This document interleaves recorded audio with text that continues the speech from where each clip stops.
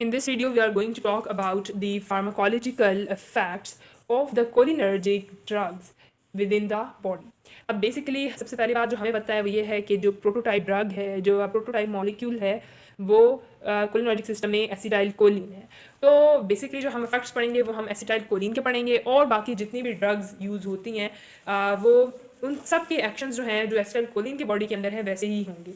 यहाँ पे एक बात यू शुड रिमेंबर कि acetylcholine is not used as a drug now. Clinically acetylcholine को हम एज अ मतलब मार्केट प्रोडक्ट्स में ये नहीं आती है, ठीक है। रादर इसके कुछ और कोलिनर्जिक ड्रग एजेंट्स हैं जिनको हम लेटर ऑन देखेंगे और वो जो हैं यूज़ होते हैं as a cholinergic drugs, but उनके इफेक्ट सेम एसिटाइल कोलिन वाले ही हैं। सो हम बेसिकली जो इसके इफेक्ट्स पढ़ेंगे वो एसिटाइल कोलिन है।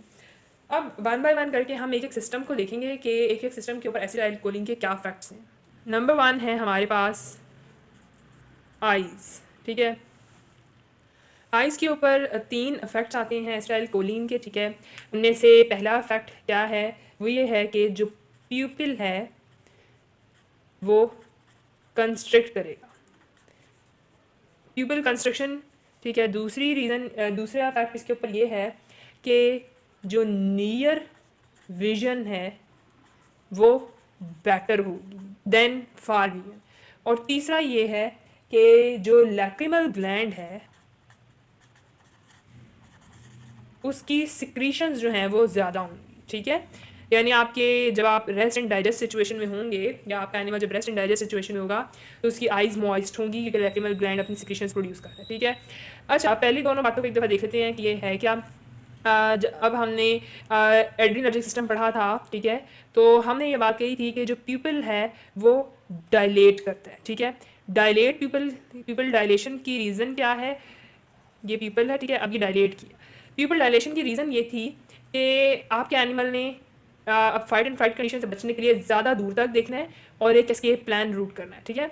और लेकिन जब आपका एनिमल रेस्ट सिचुएशन में है तो उसको भागने की तो ज़रूरत है नहीं, ठीक है। तो उसको ज़्यादा दूर तक देखने की ज़रूरत नहीं है। तो क्या होता है कि जो प्यूपिल है वो वापस कंस्ट्रक्ट कर जाता है, ठीक है। और जब प्यूपिल कंस्ट्रक्ट करता है तो ऑटोमेटिकली करीब की नज़र बेहतर हो जाती है, दूर की नज़र इतनी बेहतर नहीं होती।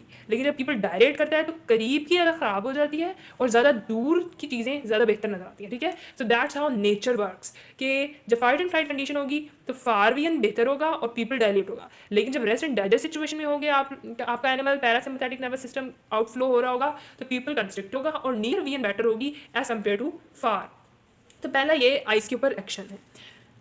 बाकी ये है कि मैं इसमें इन चीज़ों को स्किप कर रही हूँ कि अब पीपल अगर कंस्ट्रक्ट नहीं होना है तो कौन से मसल कंस्ट्रक्ट करेंगे और पीपल कंस्ट्रक्ट होगा क्या होगा, बिकॉज बातें बहुत डिटेल में चली जाती हैं। क्लिनिकली जब हम बात कर रहे होते हैं चीज़ों की तो हमें इतनी डिटेल में बातों की ज़रूरत नहीं होती। If you want to go for that तो डिफरेंट बुक्स में आपको डिटेल मिल जाएगी, but my purpose over here is to stay और to focus on those things जो कि आपको जब आपके सामने केस हो तो क्लिनिकली जो बातें बस इंपॉर्टेंट है, जिस लेवल तक नॉलेज माइंड में रह जाता है या इंपॉर्टेंट है, सिर्फ उतने नॉलेज को टारगेट करना। सो आइस के ऊपर ये इफेक्ट है। नेक्स्ट सिस्टम पे चलते हैं।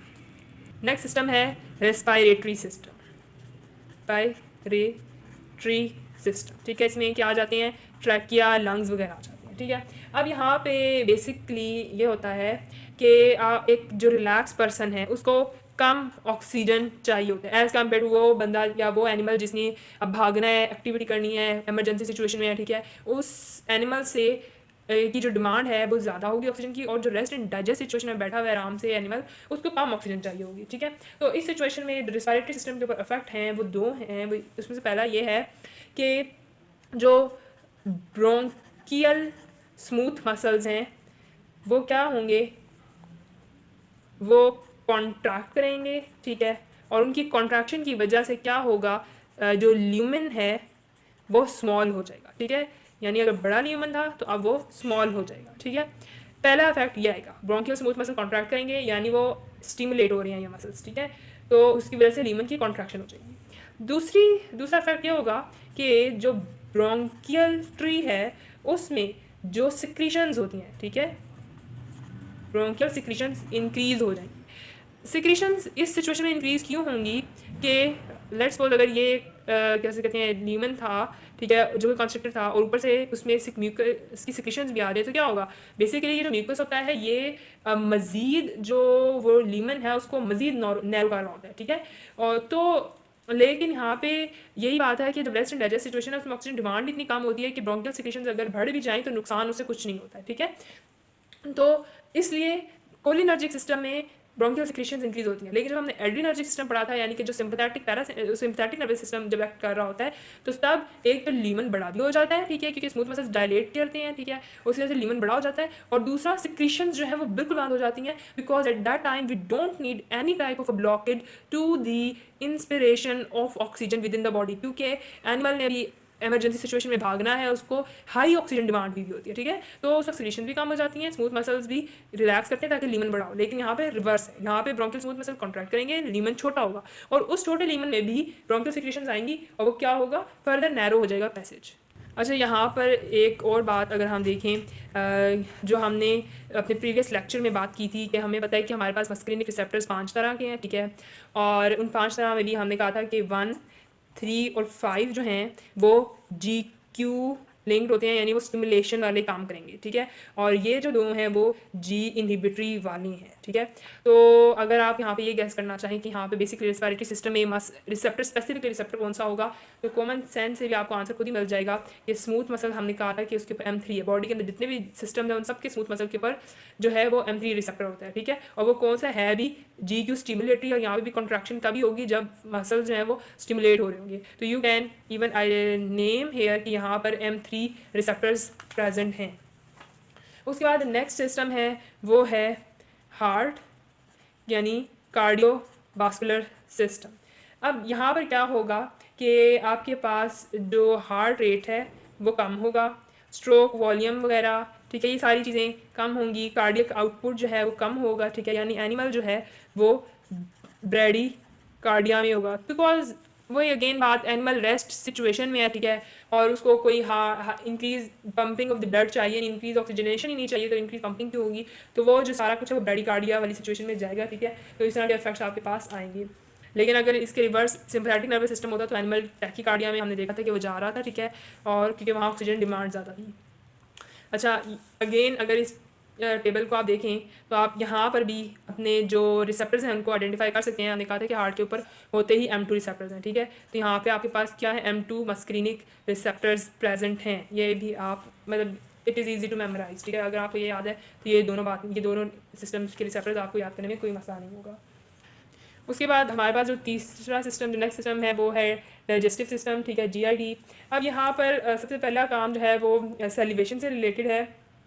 जो सलाइवरी ग्लैंड्स हैं, ठीक है, उनकी सिक्रीशन जो है वो बढ़ जाएगी, ठीक है। उसके अलावा जो स्टमक के अंदर एसिड प्रोड्यूसिंग सेल्स हैं, ठीक है, यानी स्टमक के जो सिक्रीटरी सेल्स हैं उनकी भी सिक्रीशन बढ़ जाएगी, यानी आप कह सकते हैं कि एसिड प्रोडक्शन जो है वो बढ़ जाएगी, ठीक है। इसी तरह जो पैनक्रियाटिक ग्लैंड्स हैं उनकी सिक्रीशन भी बढ़ जाएगी। अच्छा, अब आप इस चीज़ को देखकर एक चीज़ अंडरस्टैंड कर रहे होंगे कि क्योंकि ये रेस्ट एंड डाइजेस्ट सिचुएशन है, तो यहाँ पे GID के अंदर हर वो एक्टिविटी शुरू हो गई है जो कि फूड की डाइजेशन करवाएगी। सलाइवरी ग्लैंड पहली एंजाइम्स ही सलाइवा में होती है, ठीक है, और वो जो टीथ के साथ मैकेनिकल डाइजेशन होनी है उसको अंदर भी हेल्प कर रही होती है, मॉइस्ट कर रही है, ठीक है, सारा कुछ। सलाइवरी ग्लैंड की सिक्रीशन बढ़ गई, स्टमक सेल से वो पी है वो एसिड वगैरह प्रोडक्शन उन सब की सिक्रीशन बढ़ गई, ठीक है, उसने क्या करना है स्टमक में डाइजेशन बढ़ा देनी है। पैनक्रियाटिक ग्लैंड्स की सिक्रीशन बढ़ गई इंटेस्टाइन में, ठीक है, वो उसने क्या करना है वो फर्दर आगे डाइजेशन को बढ़ाएगा, ठीक है। सो डाइजेशन की तरफ सारी बातें जा रही हैं। उसके अलावा जो एक और काम यहाँ पे होगा वो क्या है, जो स्फिंक्टर्स हैं, स्फिंक्टर्स जो हैं वो ओपन होंगे, ठीक है, यानी स्फिंक्टर्स जो हैं वो रिलैक्स करेंगे, ठीक है, तो ताकि जो पैसेज वे है फूड का वो आगे आगे जाता है। स्फिंक्टर्स बेसिकली कहाँ है, this is the oesophagus, this is the stomach and then further intestine. एक स्फिंक्टर हमें पता है कार्डिक स्फिंक्टर, पाइलोरिक स्फिंक्टर्स यहाँ पे होते हैं, ठीक है। अब ये स्फिंक्टर्स क्या होंगे, वो लूज हो जाएंगे ताकि फूड जो है वो ऊपर से नीचे और यहाँ से आगे जाए, ठीक है। तो स्फिंक्टर्स क्या करेंगे, वो रिलैक्स करेंगे। उसके अलावा जो पेरिस्टाल्टिक मूवमेंट्स हैं वो इंक्रीज हो जाएंगी, ठीक है। तो ये है GIT के ऊपर इफेक्ट। अच्छा, अब आप यहाँ पर भी जो रिसेप्टर्स हैं उनको भी आइडेंटिफाई करना आसान है। अगर आप इस चार्ट को देखें तो हमने कहा कि ये सारी एक्टिविटीज़ क्या हैं, खुद यू कैन सी कि ये सारी स्टिमुलेटरी एक्टिविटीज़ हैं, ठीक है। और स्टिमुलेटरी एक्टिविटीज़ जो हैं वो जो GQ प्रोटीन है उसी से होनी थी, या वो M5 हो सकता है या M3 हो सकता है या M1 हमने कह दिया CNS और गैंग्लिया वगैरह पे है, तो ये तो नहीं है। M5 भी हमने कहा सिर्फ CNS में है, ठीक है। तो बचा कौन सा, M3। जो M3 है वो डिफरेंट सिस्टम जो हैं GID के, स्मूथ मसल्स, रिस्पायरेटरी सिस्टम के, यूरिनरी सिस्टम, रिप्रोडक्टिव सिस्टम, इन सब के स्मूथ मसल्स पे एक्ट कर रहा होता है, ठीक है। और ये सारी एक्टिविटीज़ वगैरह कॉज करवा रहा होता है। सो ये एक्टिविटीज़ M3 की वजह से हो रही है, ठीक है। उसके बाद जो स्फिंक्टर्स की एक्टिविटी है हमने कहा रिलैक्स करेंगे। रिलैक्स करना बेसिकली एक इनहिबिटरी एक्टिविटी है। तो इस लिहाज से या तो M2 या तो M4, इन दोनों में से कोई एक जो है वो यहाँ स्फिंक्टर्स के ऊपर प्रेजेंट है। और M4 का हमने कहा कि वो इतना इंपॉर्टेंट नहीं है बॉडी के अंदर, तो कौन सा बचा, M2। बेसिकली स्फिंक्टर्स की जो रिलैक्स करने वाली एक्टिविटी है वो M2 रिसेप्टर की वजह से आ रही होती है, ठीक है। ये एक इनहिबिटरी एक्टिविटी होगी, ये स्फिंक्टर जो है वो लूज हो जाएंगे, लूज होंगे, फूड जो है वो आगे निकल जाएगा। अच्छा, और जो पेरिस्टाल्टिक मूवमेंट है वो अगेन M3 की वजह से ही हो रही है, क्योंकि स्मूथ मसल जो हैं वो कॉन्ट्रैक्ट करके वो पैसेज वे को आगे मूव करेंगे, ठीक है। उसके बाद हमारे पास नेक्स्ट सिस्टम आता है जो कि है यूरिनरी सिस्टम, ठीक है। यूरिनरी या यूरोजेनिटल यानी रिप्रोडक्टिव सिस्टम भी साथ ही लेने, ठीक है। अब इसमें क्या होगा कि हमारे पास क्या है, दो चीज़ें हैं। एक होते हैं डिट्रूसर मसल्स, ठीक है, और दूसरा हमारे पास जो स्फिंक्टर्स हैं इनके ऊपर एक्शन आएगा। Let's suppose this is the gall bladder of your animal, ठीक है, और ये आगे यूरिथ्रा है, ठीक है। अब गॉल ब्लैडर के अंदर sorry it is not gall bladder, it is rather urinary bladder. Urinary bladder की वॉल्स के अंदर क्या है, ये हैं स्मूथ मसल्स हैं, ठीक है। और ये जो स्मूथ मसल्स होते हैं हम इनका नाम क्या है, डिट्रूसर मसल्स, ठीक है। जब रेस्ट एंड डाइजेस्ट वाली सिचुएशन है, यानी जब आपका एनिमल के अंदर पैरासिम्पैथेटिक नर्वस सिस्टम आउटफ्लो है, तो उस वक्त डिट्रूसर मसल्स क्या करेंगे, वो कॉन्ट्रैक्ट करेंगे, और कॉन्ट्रैक्शन के साथ साथ जो स्फिंक्टर्स हैं वो रिलैक्स करेंगे, ठीक है। और इन दोनों के कंबाइंड इफेक्ट की वजह से क्या होगा, यूरिन प्रोडक्शन होगी, ठीक है। तो बेसिकली क्या है कि आपके एनिमल जब काम इन्वायरमेंट में होगा तो जो यूरिनरी ब्लैडर है वो स्क्वीज होगा, वो कॉन्ट्रैक्ट करेगा, और यूरिनेशन का प्रोसेस जो है वो होगा। अब यहाँ पे भी आप अगेन जो मसल्स हैं उनके रिसेप्टर्स को गेस करना आसान है। ये कॉन्ट्रैक्शन है, एक स्टिमुलेटरी एक्टिविटी है, तो इस पर M3 है, स्फिंक्टर्स रिलैक्स कर रहे हैं, ठीक है। तो यहाँ पर M2 एज एन इनहिबिटरी जो coupled G protein coupled receptor है वो काम कर रहा होगा, ठीक है। अब अगेन अगर आप अपने एड्रिनर्जिक सिस्टम या सिम्पैथेटिक नर्वस सिस्टम को रिवाइज करें माइंड में, तो हमने क्या बात की थी कि जब एनिमल इमरजेंसी सिचुएशन में होगा तो जो ये मसल्स हैं वो रिलैक्स करते हैं और स्फिंक्टर्स कॉन्ट्रैक्ट करते हैं, और वहाँ पर यूरिन प्रोडक्शन जो है वो बंद हो जाती है, ठीक है। वहाँ पर यूरिन प्रोडक्शन नहीं होगी। तो और पैरासिम्पैथेटिक नर्वस सिस्टम में क्या है, उसका रिवर्स है। उसके बाद हमारे पास आता है रिप्रोडक्टिव सिस्टम। रिप्रोडक्टिव सिस्टम में जो दो बातें मेल और फीमेल के हिसाब से आपने याद रखनी है वो ये है कि मेल के अंदर जो पीनाइल इरेक्शन है वो पैरासिम्पैथेटिक नर्वस सिस्टम जब आउटफ्लो होगा तभी होगी, ठीक है। और यानी कि जब एनिमल रिलैक्स होगा तब ही वो इरेक्ट करेगा और वो मेट करेगा। इसी तरह फीमेल्स के अंदर जो वजाइनल सिक्रीशंस हैं वो तब सिक्रीट होंगी जब पैरासिम्पैथेटिक नर्वस सिस्टम आउटफ्लो होगा। अगर इसके रिवर्स होगा, इमरजेंसी की सिचुएशन होगी, तो उस वक्त ये एक्टिविटीज़ नहीं होंगी। लेकिन इसमें आपने एक और बात याद रखनी है कि रिप्रोडक्टिव सिस्टम का फिनोमेना सिर्फ इन दो बातों तक रिलेटेड नहीं है। रिप्रोडक्टिव सिस्टम में जो मेटिंग का एक्ट है वो सिम्पैथेटिक नर्वस सिस्टम और पैरासिम्पैथेटिक नर्वस सिस्टम दोनों कोऑपरेट करती हैं। और अगर मेल की से बात की जाए तो मेल में पेनाइल इरेक्शन जो है वो पैरासिम्पैथेटिक नर्वस सिस्टम जब एक्टिवेट होगा तब होगा, और पहले जब एक मेल एनिमल काम होगा तो पेनाइल इरेक्शन होगी under the influence of parasympathetic nervous system, और इस इरेक्शन के साथ ही क्या होगा, सिम्पैथेटिक नर्वस सिस्टम आउटफ्लो होगा और इजैक्यूलेशन होगी। यानी आप यूँ कह लें कि जो पेनाइल इरेक्शन है, ठीक है, that happens under the influence of parasympathetic nervous system that is followed by ejaculation that is influenced by sympathetic nervous system. तो इस चीज़ को कंफ्यूज नहीं करना कि शायद रिप्रोडक्टिव सिस्टम में जो मेटिंग का फिनोमेना है वो सिर्फ और सिर्फ under parasympathetic nervous system outflow के अंडर ही है, नहीं. Basically this is detailed topic, it is a separate topic, उसको हम पूरा इधर डिस्कस नहीं करेंगे, ठीक है. We will see that thing in some other lecture, in some other topic. तो बेसिकली यहाँ पे जो है वो सिर्फ और सिर्फ शॉर्ट फॉर्म में सारे सिस्टम को कवर करना मकसद था, so that we should know the basics कि कोलिनर्जिक ड्रग्स के इफेक्ट्स बॉडी के अंदर आएंगे क्या क्या, ताकि जब हम इंडिविजुअली ड्रग पढ़ें तो हमें जो उनके इफेक्ट्स हैं उनका बैकग्राउंड नॉलेज हो कि सारे मामला हो कैसे रहे हैं, ठीक है. अब इसमें एक सिर्फ लास्ट बात इस टॉपिक के अंदर रह गई है और वो हैं कोलिनर्जिक ड्रग्स के side effects. Side effects of a cholinergic drug. Basically जो साइड इफ़ेक्ट्स हैं ना, जब आप कोई किसी भी एनिमल को कोई कोलिनर्जिक ड्रग देंगे तो जो साइड इफ़ेक्ट्स हैं वो यही इफ़ेक्ट्स हैं, ठीक है. अब यही होंगे. होगा क्या, इसके लिए एक निमोनिक इस्तेमाल किया जाता है डम बेल्स का.